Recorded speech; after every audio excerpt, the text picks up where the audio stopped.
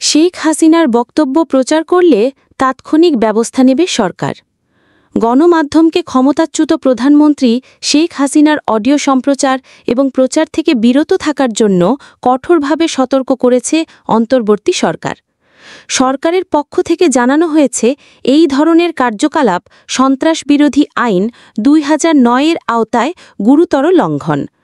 শুক্রবার ২২ অগস্ট সরকারের এক বিবৃতিতে বলা হয়েছে, ফৌজদারি অপরাধে দণ্ডিত এবং গণহত্যা ও মানবতাবিরোধী অপরাধে অভিযুক্ত পলাতক আসামি শেখ হাসিনার অডিও প্রচার করা আইনত নিষিদ্ধ।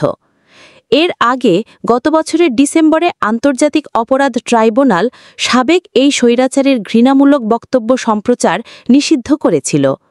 অন্তর্বর্তীকালীন সরকার দুঃখের সঙ্গে লক্ষ্য করেছে, কিছু গণমাধ্যম আইন ও আদালতের নির্দেশ উপেক্ষা করে শেখ হাসিনার বক্তব্য প্রচার করেছে, যেখানে তিনি মিথ্যা ও উস্কানিমূলক বক্তব্য দিয়েছেন। অন্তর্বর্তীকালীন সরকার এই ধরনের অপরাধমূলক কার্যক্রমে জড়িত গণমাধ্যমের কর্মকর্তাদের সতর্ক করে দিয়েছে। বিবৃতিতে দৃঢ়ভাবে জানানো হয়েছে, ভবিষ্যতে যদি কেউ শেখ হাসিনার বক্তব্য প্রকাশ করে তাহলে তাৎক্ষণিক আইনি ব্যবস্থা নেওয়া হবে। সরকারের মতে, এই ধরনের প্রচার দেশে অস্থিতিশীলতা তৈরি করতে এবং সহিংসতা উস্কে দিতে পারে।